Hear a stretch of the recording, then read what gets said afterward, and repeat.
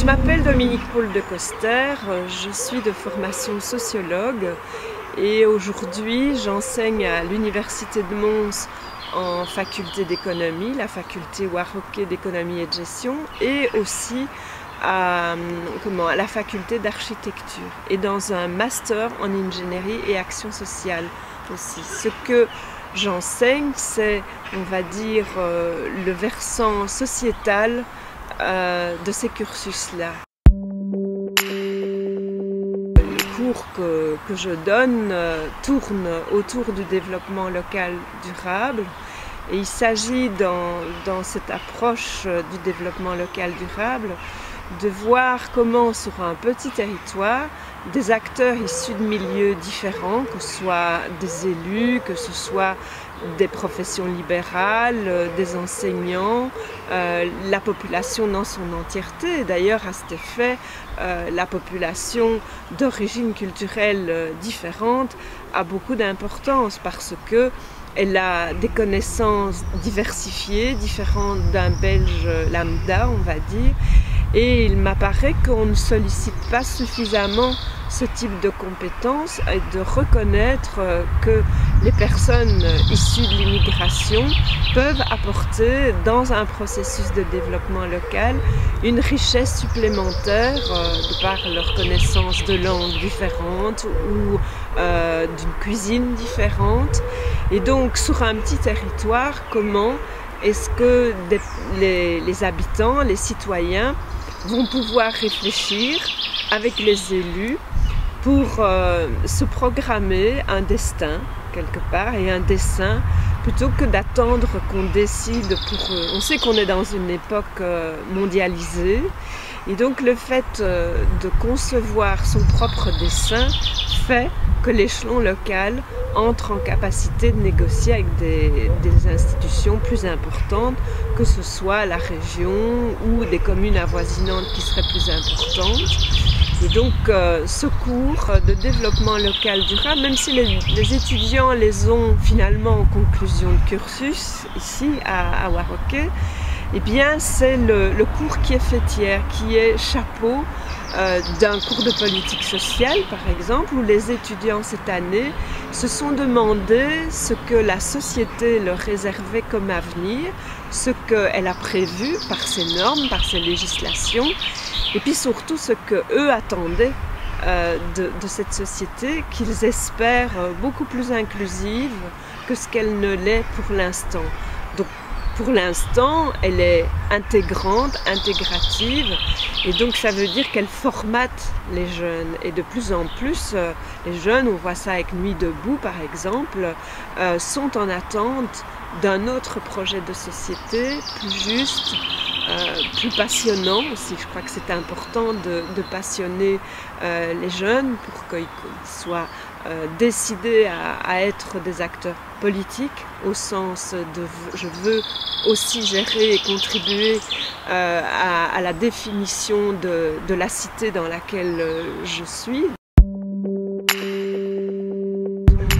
Par mes cours, j'essaye qu'ils écrivent eux-mêmes leur partition de musique. Ça les déstabilise en général parce que je viens un peu avec une feuille blanche dans le cours. Et donc je dis voilà, la thématique du cours sera ceci, mais je considère que je n'ai pas seul le savoir et on va mettre à contribution vos propres connaissances, mais on co-construit et d'une année à l'autre, ce n'est pas la même chose. On pourrait dire qu'économie sociale c'est un oxymore, qu'est-ce que l'économie a de social?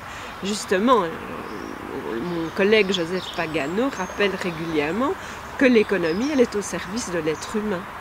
Et donc ici, lui adjoindre cette dimension sociale, eh bien, les étudiants aiment beaucoup parce que c'est une économie où on va mettre l'être humain au centre de ses activités et surtout, l'entreprise qui va être construite sur cette base-là, elle va être démocratique.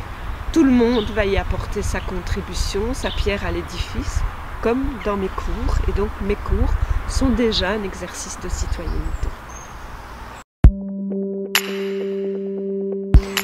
Alors, les réfugiés, parler des réfugiés, je n'ai pas une grande expertise, mais j'ai sans doute une réflexion de citoyenne.